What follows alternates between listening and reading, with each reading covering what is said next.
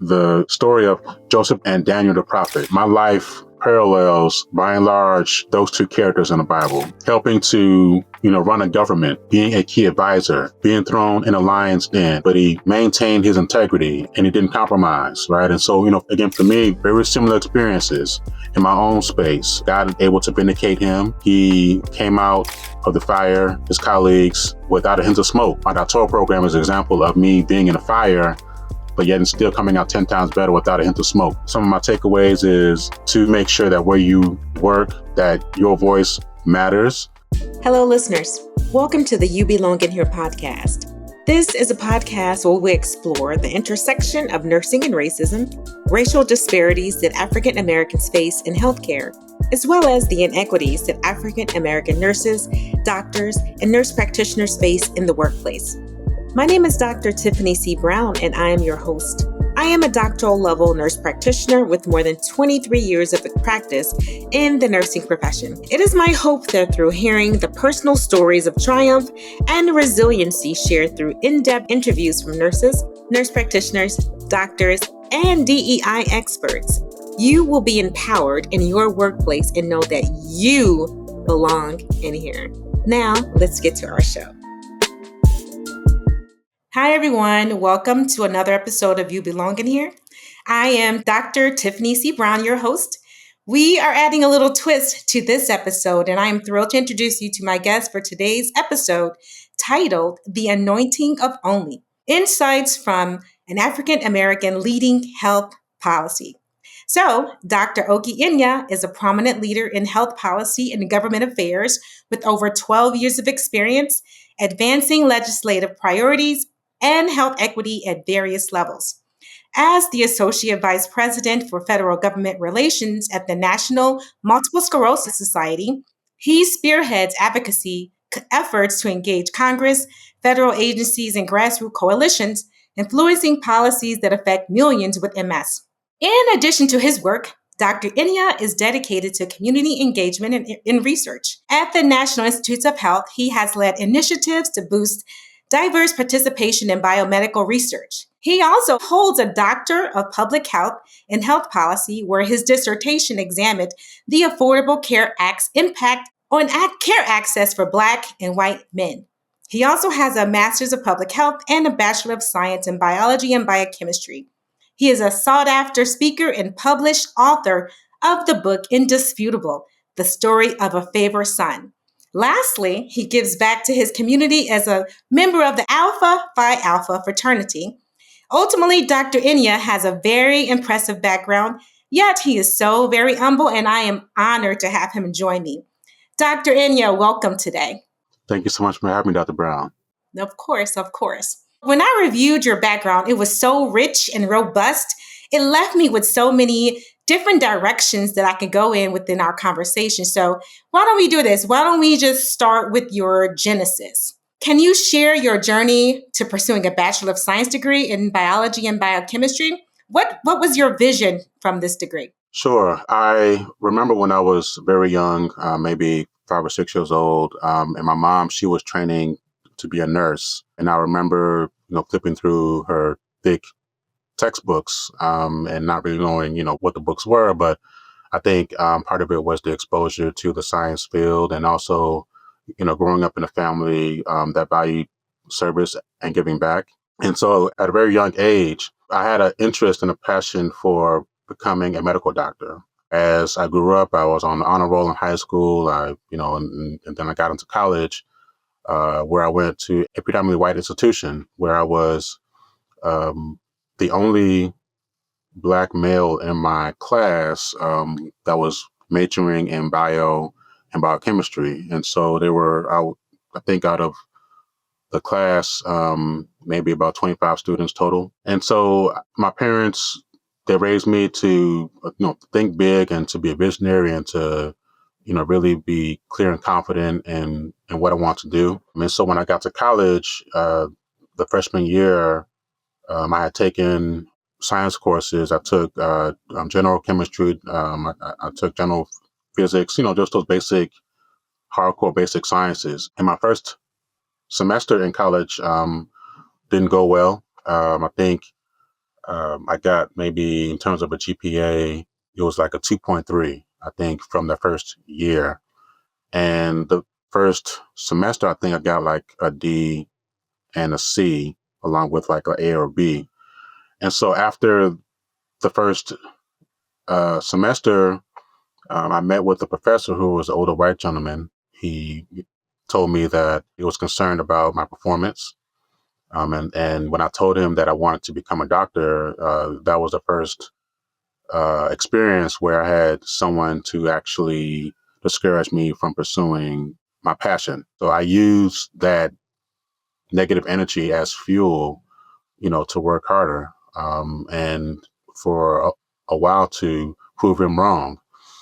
And so I continued on with the basic science route, and I was getting better, right? So each semester I was getting better. What ultimately ended up happening was that by the time I had gotten to my fourth and final year in college, that last year, the average GPA was a 3.9. So it went from like a starting off with like a 2.3, and every semester, every year, again, kind of using that conversation as fuel to get better. Um, and I ultimately ended up, graduating on the dean's list. Now, I'll also note that in a more personal way, during the science classes or labs, again, I was typically isolated, and my white colleagues didn't necessarily feel comfortable working with me, and like I had to kind of learn a lot on my own. But I was able to get through, that kind of isolating experience. And it was the first experience where it's okay, this journey for me is going to be very different as a, conscious Black man. And so I was able to carry, all of that with me going forward, and at least begin to build my community, Mhm. and find my tribes to help me, better navigate what it would mean by being, typically one of few in the room. Well, thanks for sharing that. I heard a couple things, out of what you were saying that I find very important. You mentioned that you use what your professor said as fuel. You know, Hmm. um, that one person not believing that you can accomplish something that is your dream. You did the opposite. You didn't let it discourage you. Well, at least you're not saying you let it discourage you.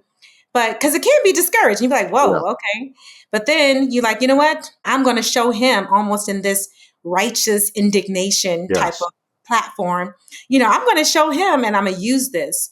And it propelled you, and look where it brought you to. That's awesome. Now I kind of want to ask you, like, so you mentioned even in your book being one of the only Black males in your biology program, and some of the challenges that you faced, such as some racial microaggressions. Hmm. Can you share with our audience how you navigated that? Because going to a school where it's predominantly white, which most people who are going to go into the medicine, that are African American or African, they will face that. So, Hmm. how did you navigate through some of the racial microaggressions you experienced? Yeah. So in college, I didn't even have the language to articulate what I was experiencing. It wasn't until past college and into the workforce where I actually found the term microaggressions or the term racial microaggressions, and like, wow, this is what I've been experiencing for years. And so it makes sense. And so in college, for example, I was learning how to seek help early. Um, I stood on my identity, both culturally and spiritually, to be able to make progress in my college experience, and work harder and work smarter. Mm-hmm. And so what also helped was that, again, kind of getting back to building community. So in college, I joined my fraternity during my sophomore year, and it was life changing because I was able to connect with like-minded people, or brothers who could be mentors or advisors, or just have a safe space where I felt seen, valued, validated, and so those things really created a buffer for me Mm-hmm. to be able to come to class and do the work and show up and finish strong, right? And so it was always a combination of factors that helped to shape my identity, during that time that helped me to keep going, to stay motivated, to stay inspired, to use all these experiences in a purpose-driven way to move forward. Mm, mhm.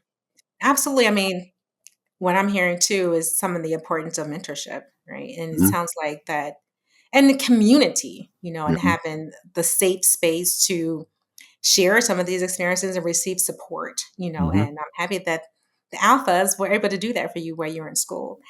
I Yeah. did want to ask you, I understand that you took a turn. Something changed. You took a change, not from medical school. We started to Hmm.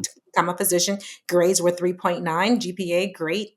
But then you kind of shifted into the field of public health and then, also furthered your career, your pursuit of getting your PhD. So Hmm. tell me what shifted. Through my early 20s, the goal was to get into med school. So as I was coming out of college, I took the medical college admissions test. I actually ended up taking that test 4 times and then applying to medical school 4 times before finally getting into medical school. And that was over the better part of a decade, right? And so I was um, I was very determined to get into med school and to become a medical doctor. I was doing the work. I was putting in the work to get in. I was able to finally get in. But even as I was getting into med school, I knew that the vision was bigger than seeing patients as a physician. I knew that I was going to get a master's in public health, and I was going to get maybe like an MBA. I was living life, and as doors opened and closed, it became very clear that when I got into med school, yes, I enjoyed seeing patients as a medical student, but I also got this interest in going into public health, and then really looking at health equity and health policy. And so, through a series of events, I was able to get through at least 2 years of med school. I had to take uh, the step one board exam. I actually took it. I think I only took it once, but the preparation took several months. My performance in med school wasn't the best either because I was, again, one of a few Black male students in the class of 72 students with very few Black faculty. And so it's a very hostile, toxic environment. I didn't have the support that I needed, um, to be able to navigate that environment in a way that was healthy and helpful. The strategy was for me to take the the step one boards and pass them in order to stay in med school. Well, I took the boards and I failed by 7 points. And so I wasn't able to use an external, kind of mechanism to prove that I belonged in med school at that time. And along the way, I was grappling with, okay, well, if this doesn't work out, well, what's next? Because yes, I fell into depression and anxiety, and I was despondent. I was discouraged. All of those emotions, right? But I still stood fast on my faith, right? Because my faith is a critical part of my identity, and it had got me to that point where I'm like, okay, well, um, what is the good that can come out of this experience? This experience, what are the various ways in which this will work out for my good? So, because I failed that exam, step one, I left med school shortly thereafter. I moved back home to live with my parents for a few years to recalibrate, to reset, just to get myself together. And then I said, okay, well, now that I'm not in med school, and I tried to get back into med school a few times, but that didn't work out. It became clear that med school door was closed. But I still wanted to pursue a terminal degree. I moved back home to Chicago from Springfield, Illinois, and I applied to get my MPH from Chicago State University, which is a minority serving institution. The environment there was such a stark contrast to med school, where I was, again, one of a few. Whereas at Chicago State, there were a lot of Black faculty, a lot of more Black students. There was a world of difference in terms of the support that I was able to, really glean from. And that really helped. That actually helped me finish the MPH program quicker than most other students. And so as I was getting through my master's program, I was looking, okay, well, I still want to get a terminal degree, a doctorate, and I also had an interest in health policy and Black men's health and equity and advocacy. And so I was able to uh, find out about the Congressional Black Caucus Health Policy Fellowship that provided students or people with an interest in policy to get to Congress to work as a staffer. So as I was coming out of my master's program, I was applying to fellowships and doctoral programs. And during that time, the only thing that opened up was the Congressional Black Caucus Foundation Policy Fellowship. And what I learned at that point was that the way that doors would open and close was that I would apply to several things, but then there would just be that one thing that would open up for me. And so that was my chosen path. Like it became indisputable, the path that I was going, like my steps were being ordered. And so I said, okay, well, I'm moving from Chicago to DC now. But I still had an interest in getting a doctorate. So along the way, I had taken the GRE, um, which is a test to get into doctoral programs or to master's programs. I had taken that 4 times, and I applied to doctoral programs 4 times before finally getting into my doctoral program at GW here in DC. And the same thing, right? I applied to several programs across the country, and the one program that opened up was the one where I was here in DC, and I was able to meet with faculty at GW to at least put my name out there to say, hey, I'm a staffer on the Hill. Here's my background. Would love to see if I can get in. So, that all helped to give me that admission to their program. And so, yeah, it's a story of resilience and perseverance and focus and determination and grit, and faith. And so, yeah, that's kind of my path into my doctoral program. Absolutely. Thanks for sharing. As you were speaking, I was thinking, boy, God certainly has a way of working things out and really directing our paths. And, Mm-hmm. no good thing, right? No good Right. thing He withhold from them that Mm-hmm. love Him. So, during your time as a congressional staffer, what unique perspectives, because God put you where, right? In DC, where Mm-hmm. He wanted to still form you, right? Yeah. So, what unique perspectives or challenges did you feel you encountered as one of the few Black men on Capitol Hill? Yeah. Yeah. Exactly. And so again, I find myself, kind of wondering how I got here. Why am I in this room? Part of what God will do is like He will expose you to environments for a few reasons. One is to keep you encouraged and motivated. Because if you happen to be in a room with other CEOs and vice presidents and deans and members of Congress, like the most powerful people on the planet, I would argue that there's a reason why he was doing that, and it was to show me that that was the type of impact and influence that I would that he is shaping me and forming me to have. And so there were plenty of times where, as we were negotiating pieces of legislation, I'm again one of a few in the room, and there were opportunities whereby, had I not spoken up on behalf of Black and Brown people, that the final draft of the legislation would have been different. And so it's this whole thing of, if you're not at the table, you're on the menu. I've been one to be put in environments where I've been challenged to speak up, and not just to speak up for others, but to also learn how to speak up for me. Right. Mm, And so I'll note that the other nuance to the experience as a Black male staffer is, my colleagues, while they are brilliant, they're all smart, but what would tend to lack is the lived experience of being a Black and brown person, right? And that's part of what I would always bring is, yes, it's nice to know how this policy works and kind of what this means and track the data and whatnot. But what's also missing is the qualitative or the narrative or the storytelling aspect or the lived experience Mm-hmm. that has implications for real lives. And so I found that a particular gap and challenge. And so, which is one reason why I'm real big on helping to strengthen and lengthen the pipeline for Black and brown staffers to get to Capitol Hill.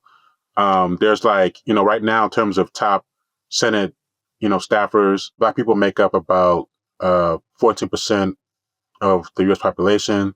Yep. Yet they're as far as top Senate staffers who are responsible for drafting legislation, it is nowhere near 13, 14%. It's more like 3%, and so how do we get more of us to the Hill and key positions to be able to help shape policy? We'll have to talk offline. How can I get there in health policy? Because that's Sure. interesting. Yeah. I'm happy you said a lot of things. One of the things that you mentioned, kind of lead me to considering some systemic barriers, right, that Mhm.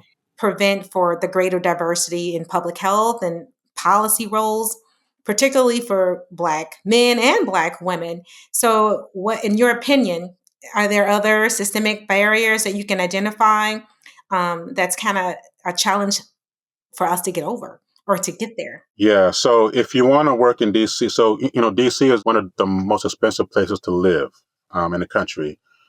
And if you do not come from a family of means or you're not able to, you can't afford to live in DC, that hits Black and brown people differently or worse because if you're not able to get here and then stay here because you can't afford it, that leaves gaps. And so aside from the structural, you know, barriers in terms of racism and just that whole piece, there is something to be said about the extent to which people of color are better able to afford living in the DC area.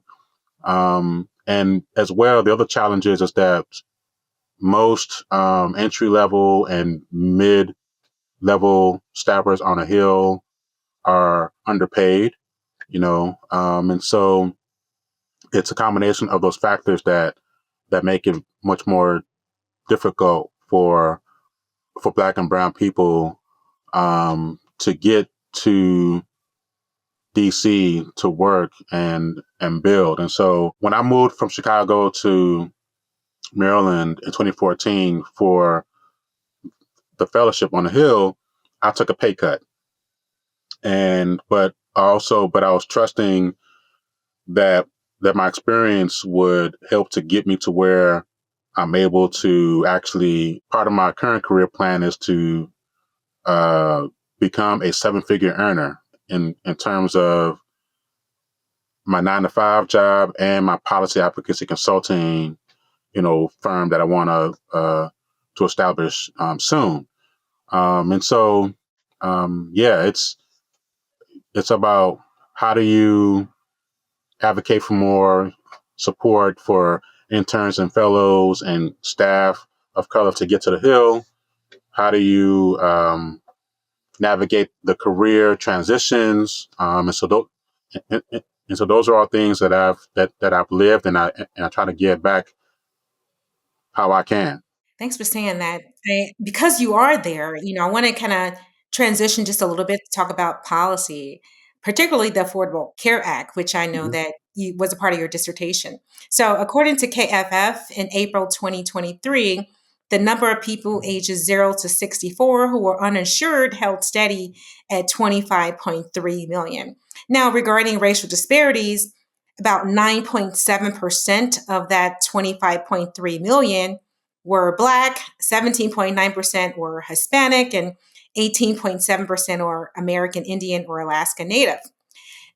So, regarding your passion that you mentioned about health policy, Are there any changes within the Affordable Care Act that is currently in the works based off of where we are in our current climate that you would like to share? And what should we be thinking about in the next year? Yeah, great question. A new administration is in place or is being put in place.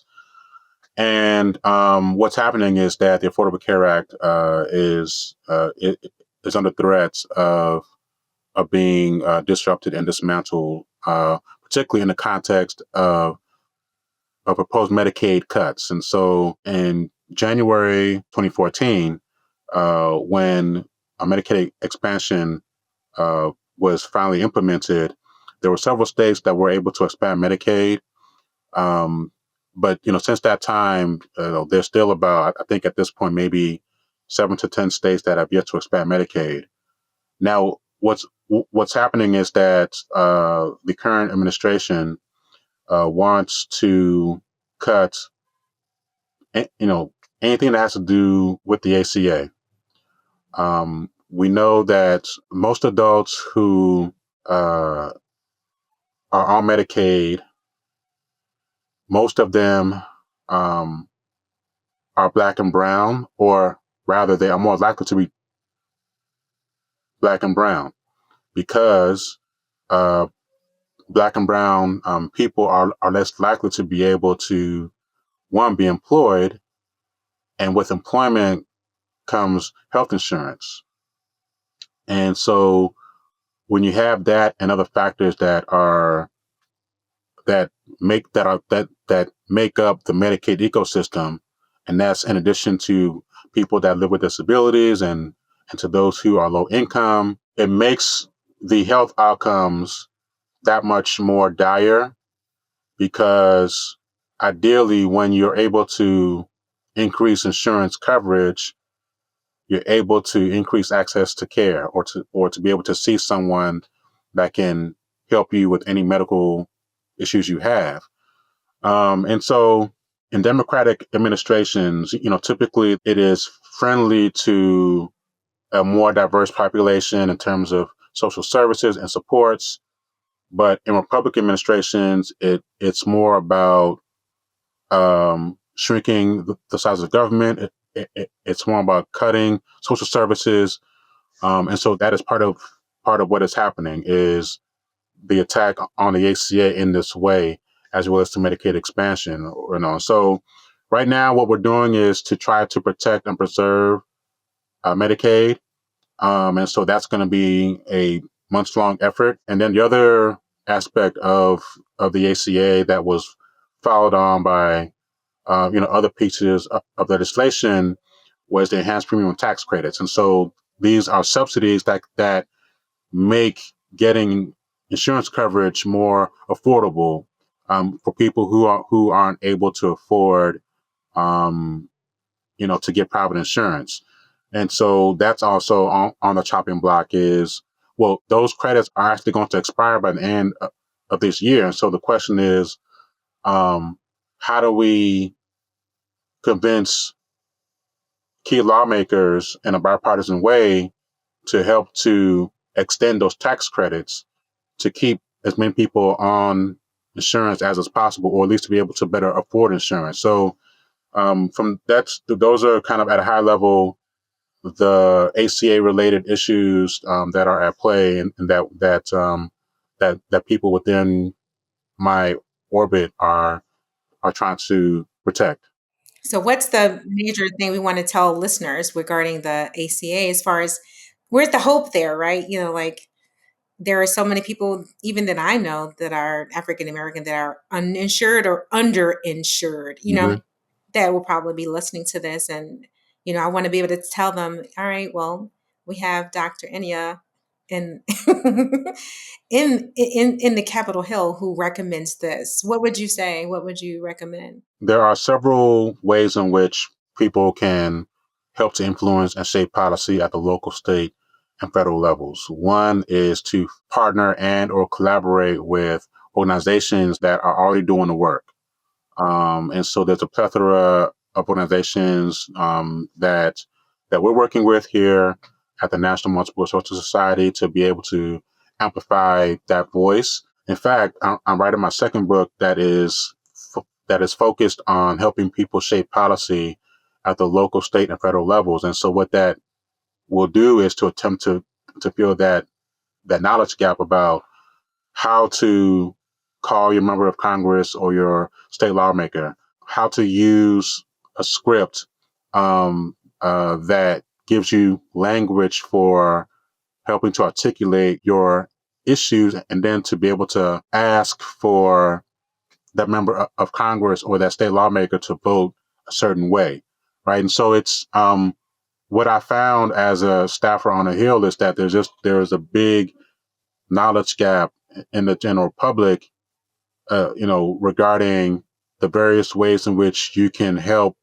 to lend your voice to the conversation, and to really engage with key decision makers. So what that looks like would be attending town hall meetings, whether they are in person or virtual, following folks on social media to voice your concerns, working collaboratively, with other people that are doing the work so that your voice is heard. And so there's a lot there again that I'm looking forward to incorporating into my second book, because it's just so important, to be able to provide a framework that gives people confidence and content for how policy is made and how your voice can help to shape policy. What I'm hearing that I want listeners to hear as well is like this kind of what Dr. Enyia is giving us some words of wisdom here, right? So, it sounds like what I'm hearing for the Black community and those who are insured or uninsured, engagement. Yeah. Yeah. Like engagement, which is very intentional. Mm-hmm. And, we do not thrive, right, due to lack of knowledge. So you have to engage in policy and engage in, becoming members of things and engage in your community. I'm hearing engagement. Mm-hmm. Thank you for saying that. I'm happy that you mentioned that. Sure.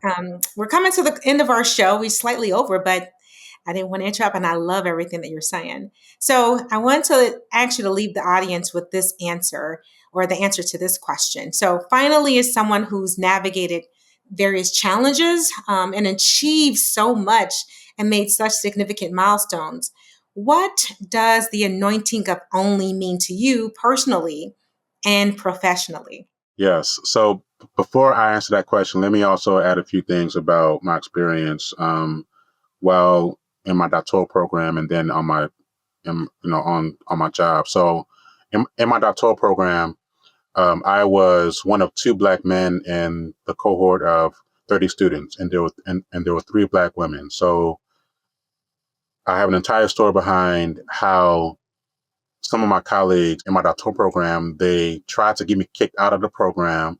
But what ended up happening was that I actually finished my program and walked the stage before most of my colleagues even finished, right? And so there's an entire story behind that.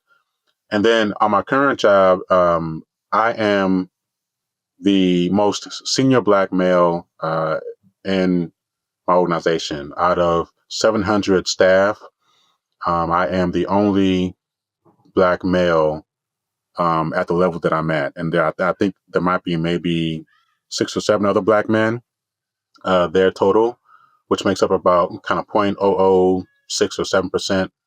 Now, it's while I appreciate it is, one thing to achieve that, but it also speaks to the entrenched barriers and kind of challenges with trying to better diversify spaces that need our voice. And so with that, a few things that I carry with me. One is that your presence in the workplace is a demand for change. Your very presence where you are is a demand for change.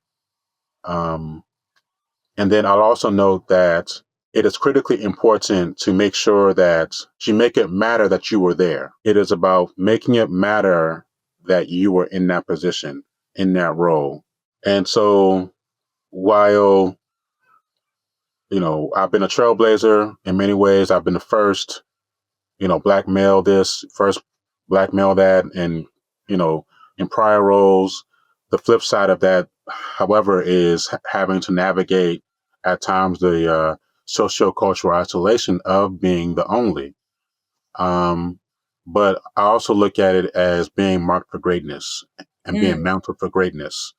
And knowing that I'm being very intentional about maximizing every role, and gleaning all of the lessons that I need to glean to be able to grow and evolve and optimize and thrive, and to be that much better and stronger. And so, I've been very intentional about surrounding myself with like-minded people, different tribes, different communities that have helped me to show up and to make sure that my presence matters. And so, but I'll just to put a spiritual kind of spin on this is, the story of Joseph the dreamer and Daniel the prophet. My life parallels by and large those two characters in the Bible. Joseph being the youngest of 12 sons, he had uh, a multicolored coat that symbolized favor. He went through what he went through. He was hated by his brothers. Got thrown in the pit, sent to Egypt. Um, went through challenges there, but ultimately was able to use his gifts to get him to a place where he was second in command to Pharaoh, and he ultimately was helping to run Egypt, right? But his dreams, were what helped him to keep going. And similarly for me, I have these big dreams, right? These big goals. Been through all of the hatred and the jealousy, the animosity, the envy, the betrayals, all of those things, and learning how to heal from those experiences, and to say, you know, um, unapologetically that you meant it for evil, but God meant it for good, the saving of many lives, and so that is one of my favorite Bible verses. And then with Daniel as well, like, you know his own experience of uh, helping to run a government, being a key advisor, and being thrown in a lion's den, and just his own challenges, but he maintained his integrity, and he didn't compromise, right? And so again for me, very similar experiences in my own space. And God was able to vindicate him, and he came out of the fire, his colleagues, without a hint of smoke. And my doctoral program is an example of me being in a fire, but yet and still coming out 10 times better without a hint of smoke. All right. So yeah, that's kind of some of my takeaways is to embrace your difference, to embrace your uniqueness, to ensure that you make sure that where you work, that your voice matters, um, and being very solid in your spiritual and cultural heritage, in terms of authenticity, and ensuring that everything that you do is purpose driven and intentional. so powerful. Thank you, thank you, thank you for saying that. All of it, is rummaging around in my spirit for sure, and I hope the audience will have picked this up too. So, people, this concludes our episode of You Belong in Here. And thank you so much, Dr. Enyia, as I said before, for being such an amazing guest. And for everyone is listening that's in their workspace wondering why they are there, why they're the only one, why they're solo, and wondering, am I anointed to be in this place? Remember that God has called you there for such a time as this. So, thank you, listeners, again for tuning in. I hope this episode reminds you that your presence is necessary, that you truly belong in your workplace for such a time as this. And as usual, if you found this episode encouraging, motivating, or inspiring, and empowering, which I hope you have, please like it and share it with others. You can find my podcast on YouTube, Spotify, and Apple Podcasts. So tune in, folks, in 2 weeks where we continue to explore topics in equity in healthcare and equity in the workplace.